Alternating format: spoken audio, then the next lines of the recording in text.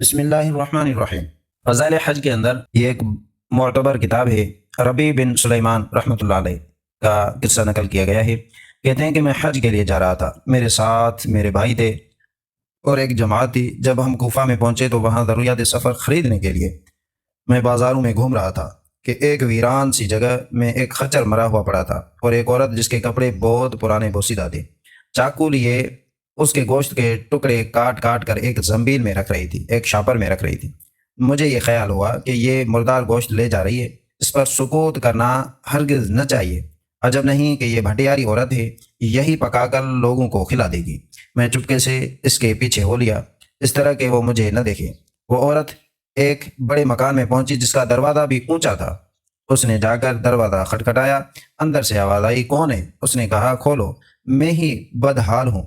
دروازہ کھولا گیا اور اس میں سے 4 لڑکیاں آئیں جن کے چہرہ سے بدحالی اور مصیبت کے آثار ظاہر ہو رہے تھے۔ وہ عورت اندر گئی اور وہ زنبیل ان لڑکیوں کے حوالے کر دی۔ میں کیواڑوں کی درزوں سے جھانک رہا تھا، میں نے دیکھا اندر سے گھر بالکل برباد خالی تھا۔ اس عورت نے روتے ہوئے لڑکیوں کو آواز دی کہ لو، اس کو پکا لو اور اللہ کا شکر ادا کرو۔ اللہ تعالیٰ کا اپنے بندوں پر اختیار ہے، اسی کے قبضے میں لوگوں کے قلوب ہیں۔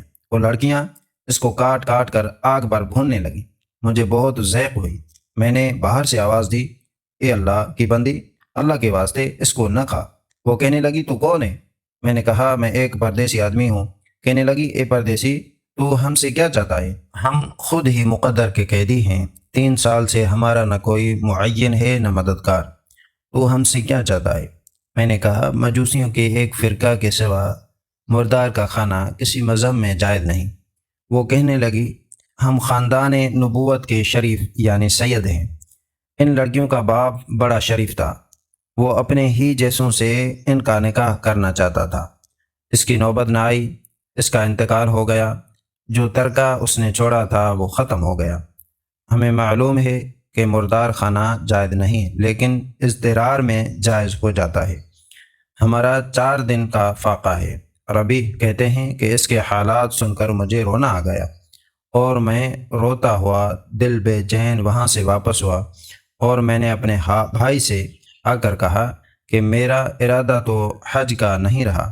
اس نے مجھے بہت سمجھایا، حج کے فضائل بتائے کہ حاجی ایسی حالت میں لوٹتا ہے کہ اس پر کوئی گناہ نہیں رہتا، وغیرہ وغیرہ۔ میں نے کہا، بس لمبی چوڑی باتیں نہ کرو۔ یہ کہہ کر میں نے اپنے کپڑے اور احرام کی چادریں اور جو سامان میرے ساتھ تھا وہ سب لیا، اور نقد 600 درہم تھے وہ لیے، اور ان میں سے 100 درہم کا آٹا خریدا اور 100 درہم کا کپڑا خریدا، اور باقی جو درہم بچے وہ آٹے میں چھپا کر اس بڑھیا کے گھر پہنچا اور یہ سب سامان اور آٹا وغیرہ اس کو دے دیا۔ اس عورت نے اللہ کا شکر ادا کیا اور کہنے لگی، اے ابن سلیمان، جا، اللہ جل شانہ تیرے اگلے پچھلے سب گناہ معاف کرے اور تجھے حج کا ثواب عطا کرے اور اپنی جنت میں تجھے جگہ عطا فرمائے، اور اس کا بدلہ ایسا بدلہ عطا فرمائے جو تجھے بھی ظاہر ہو جائے۔ سب سے بڑی لڑکی نے کہا کہ اللہ جل جلالہ تیرا اجر 2 چند کرے اور تیرے گناہ معاف کرے۔ دوسری نے کہا، اللہ جل شانہ تجھے اس سے بہت زیادہ عطا فرمائے جتنا تو نے ہمیں دیا۔ تیسری نے کہا کہ حق تعالی شانہ ہمارے دادے کے ساتھ تیرا حشر کرے۔ چوتھی نے کہا کہ جو سب سے چھوٹی تھی، کہا کہ اے اللہ، جس نے ہم پر احسان کیا تو اس کا نعم البدل اس کو جلدی عطا کر اور اس کے اگلے پچھلے گناہ معاف کر۔ ربی کہتے ہیں کہ حج کا قافلہ روانہ ہو گیا۔ میں کوفائی میں مجبوراً پڑا رہا کہ وہ سب حج سے فارغ ہو کر لوٹ بھی آئے۔ مجھے خیال ہوا کہ ان حجاج کا استقبال کروں، ان سے اپنے لیے دعا کرواؤں، کسی کی مقبول دعا مجھے بھی لگ جائے۔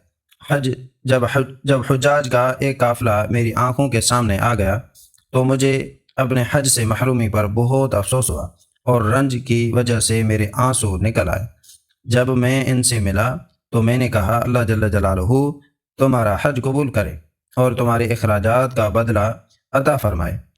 ان میں سے ایک نے کہا کہ یہ دعا کیسی؟ میں نے کہا، ایسے شخص کی دعا جو دروازہ تک کی حاضری سے محروم رہا ہو۔ وہ کہنے لگے کہ بڑے تعجب کی بات ہے، اب تو وہاں جانے سے انکار کرتا ہے؟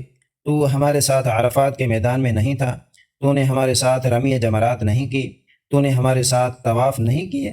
میں اپنے دل میں سوچنے لگا کہ یہ اللہ کا لطف ہے، اتنے میں خود میرے شہر کے حاجیوں کا قافلہ آ گیا۔ میں نے کہا، حق تعالی شان ہو تمہاری سعی مشکور فرمائے، تمہارا حج قبول فرمائے۔ وہ بھی یہی کہنے لگے کہ تو ہمارے ساتھ عرفات پر نہیں تھا، تو رمی جمرات پر نہیں تھا۔ اب انکار کرتا ہے۔ ان میں سے ایک شخص آگے بڑھا اور کہنے لگا، بھائی اب انکار کیوں کرتے ہو؟ کیا بات ہے؟ آخر تم ہمارے ساتھ مکہ میں نہیں تھے یا مدینہ میں نہیں تھے جب ہم قبر اطہر کی زیارت کر کے باب جبرائیل سے باہر کو آ رہے تھے، تو اس وقت ازدحام کی کثرت کی وجہ سے تم نے یہ تھیلی میرے پاس امانت رکھوائی تھی جس کی مہر پر لکھا ہے من عاملنا ربح، جو ہم سے معاملہ کرتا ہے نفع کماتا ہے۔ یہ تمہاری تھیلی واپس ہے۔ ربی کہتے ہیں کہ واللہ میں نے اس تھیلی کو کبھی اس سے پہلے دیکھا بھی نہ تھا۔ اس کو لے کر گھر واپس آیا، عشاء کی نماز پڑھی، اپنا وظیفہ پورا کیا۔ اس کے بعد اسی سوچ میں جاگتا رہا کہ آخر یہ قصہ کیا ہے۔ اسی میں میری آنکھ لگ گئی تو میں نے حضور اقدس صلی اللہ علیہ وسلم کی خواہ میں زیارت کی۔ میں نے حضور صلی اللہ علیہ وسلم کو سلام کیا اور ہاتھ چومے۔ حضور صلی اللہ علیہ وسلم نے تبسم فرماتے ہوئے سلام کا جواب دیا اور ارشاد فرمایا، اے ربی، آخر ہم کتنے گواہ اس پر قائم کریں کہ تو نے حج کیا، تو مانتا ہی نہیں۔ سن، بات یہ ہے کہ جب تو نے اس عورت پر جو میری اولاد تھی صدقہ کیا اور اپنا زاد راہ ایثار کر کے اپنا حج ملتوی کر دیا، تو میں نے اللہ جل شانہ سے دعا کی کہ وہ اس کا نعم البدل تجھے عطا فرمائے۔ تو حق تعالی شانہ نے ایک فرشتہ تیری صورت بنا کر اس کو حکم دیا کہ وہ قیامت تک ہر سال تیری طرف سے حج کیا کرے، اور دنیا میں تجھے یہ عوض دیا کہ 600 درہم کے بدلے 600 دینار یعنی اشرفیاں عطا کی۔ تو اپنی آنکھ کو ٹھنڈی رکھ۔ پھر حضور صلی اللہ علیہ وسلم نے بھی یہی الفاظ ارشاد فرمائے، من عاملنا ربح۔ ربی کہتے ہیں کہ جب میں سو کر اٹھا تو اس تھیلی کو کھولا تو اس میں 600 اشرفیاں تھیں۔